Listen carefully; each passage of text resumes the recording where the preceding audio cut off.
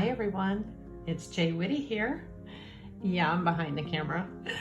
I hope y'all are having a great day, and if you're new to my channel, welcome. So I figured I'd start off today with showing you a little bit of a tour of my little space, my studio, my happy place. So here we have it. This used to be my son's bedroom once upon a time, and this is where all of the magic happens. And so I wanted to bring you in and show you what my space looks like. So we'll go ahead and start on this side of the studio. As you can see throughout my studio, I have all of my artwork up on the walls. Well, not all of it, but some of my artwork and some of my favorite pieces that are all up here that I have done. And yeah, that one is just to keep me humble and remember that not every day is a good day when it comes to pouring sometimes. So, but these are some of the pieces that I've created, and I just like to surround myself with my work. And so, anyways, so this is my paint station. This is basically where I keep all of my colors that I have on hand, right in here. And then over here, I kind of move my camera thing out of the way. And this table basically is where I do all of my mixing. I've got my stir sticks, as you can see. And then I've got, back there, slop buckets. And I just this weekend picked these up, these little mason jars. And they actually had the measurements on here, which I thought was pretty cool.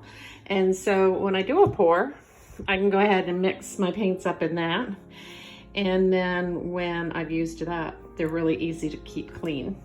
And I just figured, you know, I was spending a lot of money because the plastic cups and the paper cups and whatnot, you know, over time that accumulates extra cost. And so I'm gonna give these a try. So it's my little stand, and this is my pouring station right here. And what I pour in is a tray that I got from one of the home, you know, Lowe's, I think it was, and picked up this tray. And what I have laying down here, you can see I just did a pour, is a silicone mat. And I just acquired this. And I'm really thrilled to have this. My drippings, basically what I do with my drippings before I either scrape into a slop bucket, I go ahead and I do the little pendants. As you can see here, I do my little pendants. And so that's what I do there. Well, while the paint's wet, so I turn them upside down, clean them off with alcohol, turn them upside down, put them on tape, put the tape on my finger, and then I just, you know, upside and then dip, and then bring it up and place it over there for them to dry. And so anyways, back to my tray. These aren't wooden dowels. These are this concept my husband came up with. These are those metal brackets that hold the wired shelves in a closet, and you know what I'm talking about. And so we took 2 of those, and we actually wrapped them in parchment paper. So when the drippings dry, I can just peel the drippings off, and I have fresh, clean parchment paper underneath, and then the paint doesn't build up. I was having issues with that, and the paint was starting to build up, and then my canvas wouldn't sit very level. These are, you know, solid. I got 2 slabs of wood on either side, exactly the same size. So, and then my plan for my drippings here that you see on my table, I'm going to allow these to dry into skins. And then I'm going to go ahead and incorporate them into future pieces of artwork. I've got some ideas in my head. So I decided I've got plenty of paint here to play around with that concept and see if that's going to work. So I'll keep you posted on that. Over here is my spin area. This is my Real Good spinner on the top. This was my spinner underneath that was just inexpensive that I first started out with, and of course it's a puppy pool. And so basically I can take, you know, both of these out and put whatever one I want to use in here. So that works really well for me too. Over here, paper towels, gloves, got all of my palette knives. These shelves down below basically are crafting stuff because I do paint rocking and paint rocking. Yeah, I rock some paint. I paint rocks and just stuff, you know, I do with my grandkids when they come to visit or whatnot. So I've got stuff for them to do, to get creative with. Over here, this little curry cabinet is basically where I keep a lot of my canvases, some more art supplies in here, some paint brushes. It's kind of a mess. Those are tiles down here. I've got some little boards down here that I'm gonna experiment with. Just a bunch of just, you know, stuff. That's my catch-all. Got t-shirts up there, so when the kids come and they want to do a painting, then I've got something that they can put on to cover their clothing. And of course my stereo, got to have my music when I pour. Some more of my artwork up here, a couple of vases up there that I'm thinking about pouring over. I've got a big box under this table here. This table runs pretty long, and my husband put one of those wired racks under here so I can put a painting or whatever. That box there is got all my other glass vases that are waiting to be poured on. So, but anyways, I wanted to start off and show you. This is my drying rack. Once I've let the painting sit here until it's fairly well dry, then I move my paintings over to this. And my husband found it sitting on the side of the road, brought it home, added some extra shelving. And so it's enough to put, let's 1, 2, 3, 4, 5, 6, 7, 8, 9, 10, 11, 12. I can get a dozen paintings on that to cure. And so once they're cured and ready to be varnished or varnished, then I store up in the closet up here. You'll see some of my artwork here, all stacked up. And then in my home office, which is in the room next door, that closet also is completely lined from one end to the other with artwork. So, like I said, this used to be my son's bedroom a long time ago. And he had a saltwater tank. And he needed a form of being able to bring water in to do some kind of process to turn it from fresh water into salt water and blah, blah, blah, blah, blah. So luckily for me, we kept the spigot in place.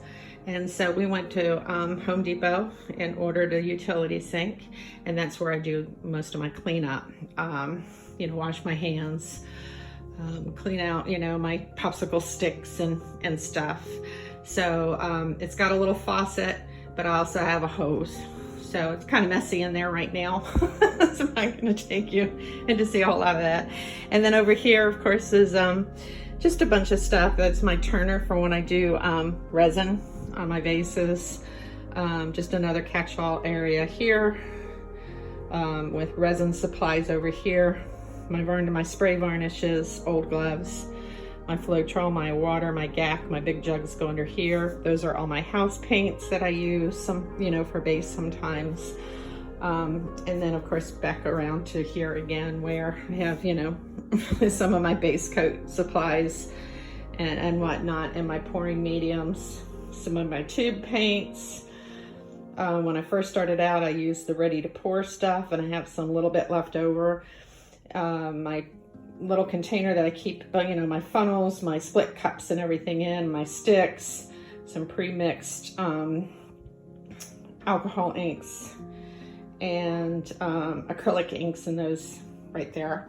So, and then of course I keep my little smock here that my daughter had purchased me at the beginning of my journey. It's kind of funky now. It's got a bunch of painting. I'm sorry, I threw you off. But anyways, it says choose your weapon on there, and it's got a bunch of paintbrushes and stuff on there. So, but basically that's it. This is my studio. This is my happy place, and I just wanted to take a few moments just to go over and share that with you and let you know where all the magic happens. And I call it magic because, you know, it's magical what happens and what transpired. So stick around, we're gonna go ahead and pour next. And thanks for joining me. Be right back. Okay, so now we're back, and this is a 16 by 20 inch canvas, and I'm going to be doing a straight pour. And the colors that I'm using today are the DecoArt Dazzling Metallics Rose Gold, the DecoArt Dazzling Metallics Rich Expresso, the FolkArt Color Shift Green Flash, which is, I think, a gorgeous color. I love green. The FolkArt Metallic Amethyst, and then the DecoArt Extreme Sheen Amethyst. And I found that those were interesting colors side by side because one is darker than the other. So I thought the contrast between the two hues were just, you know, going to play out really pretty onto the canvas. So I'm starting to pour in, I start with the white because, you know, the first in is the last out. And I think I ended up ultimately putting a little too much white in the bottom of the cup. So lesson number 1. And I begin to layer, starting out with my rose gold, and I follow that with the rich espresso, again, because of contrast between the two colors. Lesson learned, probably won't do it in that order again, and you'll see why as this, you know, painting progresses. I add my green and then realized that I had actually wanted to put some white between the espresso and the green. And that didn't happen. So I just continued to go on and layering my cup.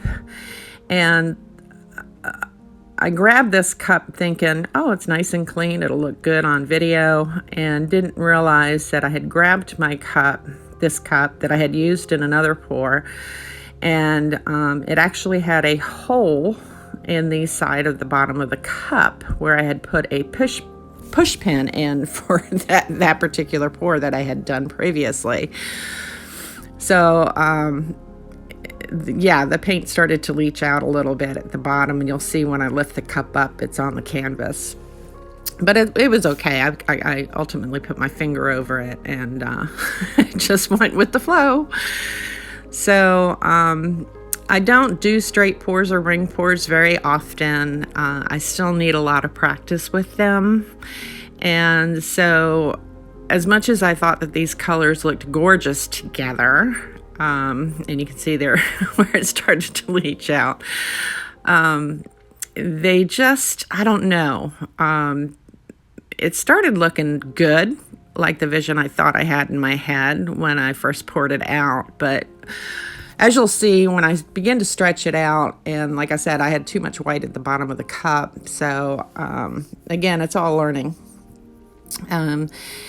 They just didn't play as well as I thought. And so I fill up another cup, actually a paper cup, Dixie cup, and I pour, I think, 1 or 2 more straight ring pours on top of this, played around with the composition,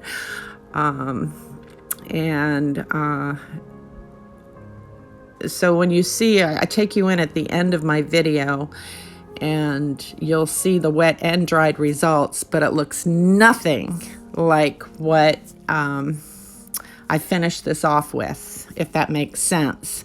So, you know, stick through this video, see this process, and then when I come in to take you for the wet results and the dry results, the composition is completely changed, because after I stopped the camera and I went, you know, walked away for a few minutes and came back, it was like, it wasn't doing it for me. I just wasn't really happy with this pour. And so I went ahead and filled a cup up again, re-poured, and came out with an entirely different look for this piece.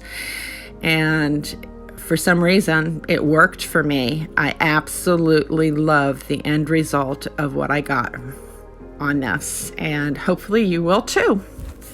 So stick around, watch the process, see the wet results, and then you'll see the dried results. It definitely is it's just, I don't know, the piece is so different, and I think that's why I like it so much. And so with that said, Again, if you're new to my channel, welcome. I'm glad you're here. So please consider subscribing, hit the notification bell for future uploads. And until next time, guys, stay safe, take care, and blessings to you all. Bye-bye.